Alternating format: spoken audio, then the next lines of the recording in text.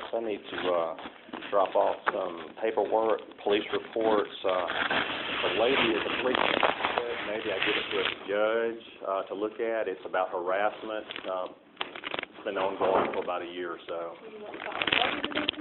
I was going to talk to a judge and find out, what I can do. The guy that did this incident is a friend to another guy that I filed several reports on in the past year. He was terminated by his job. He was a security officer.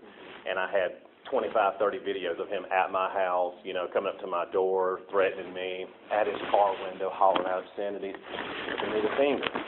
So, here's an email he sent me last week. I have not responded to it. Police reports.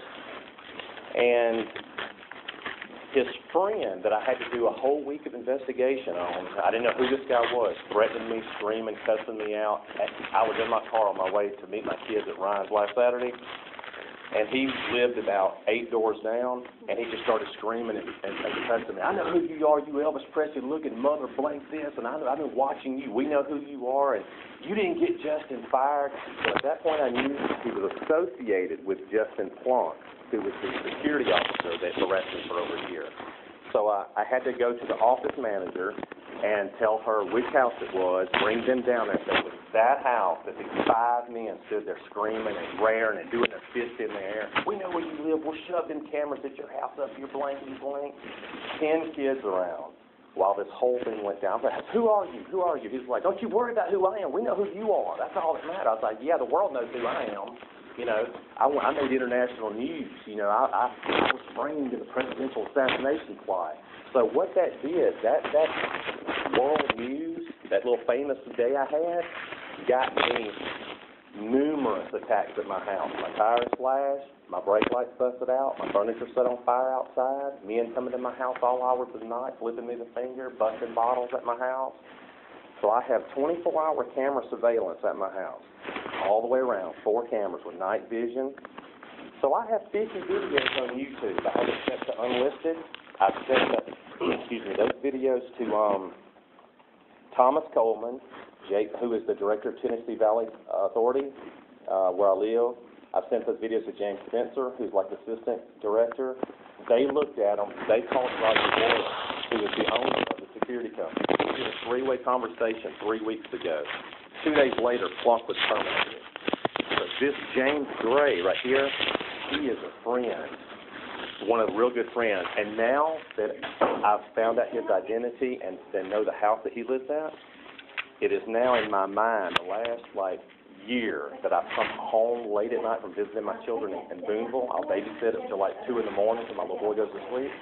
Every time I come in from that house, there'd be 4 or 5 guys drinking beer, standing around. They always get security guards. I never knew who it was. But they would start screaming and flipping me the bird and hollering Elvis this, Elvis that, every single time.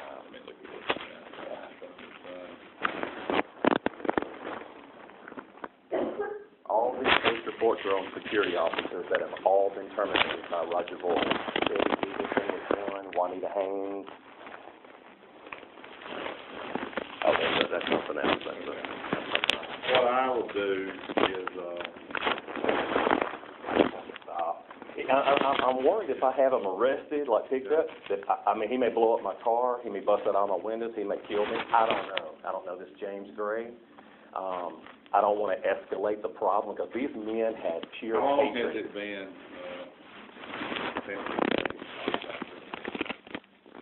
3 days.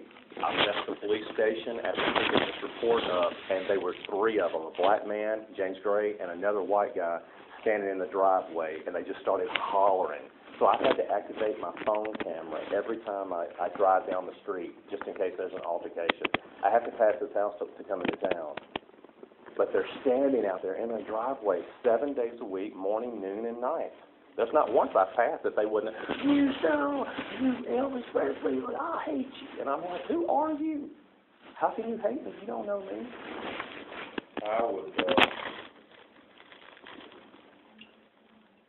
put him on the docket, and then you'll have to come forward.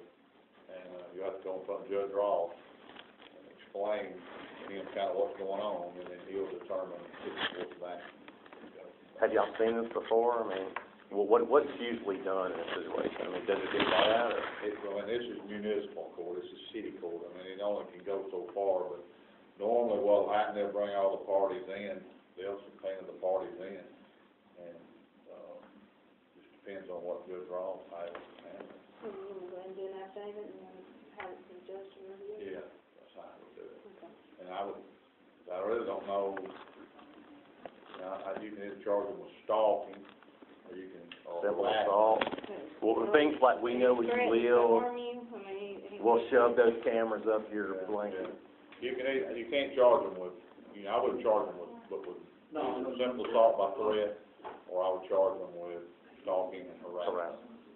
And either one of them, it's, simple assault by threat is kinda hard to prove, because, you physically, somebody's got a kick coming out of their mouth, somebody, you can tell somebody you're gonna beat them up, or you do it, it's the same fine, same everything. But stalking and harassment, to me, would be closer to the charge, I think. And it'd be the closest one that he could be found guilty on. Okay. What was your name? Zach Elliott. You a judge or? County Curtis. Nice to meet you. He'll go out, and the judge will review it, and most likely he'll bring you in and take your testimony and put it into the file, and we'll go from there. Okay, thank you, I appreciate it.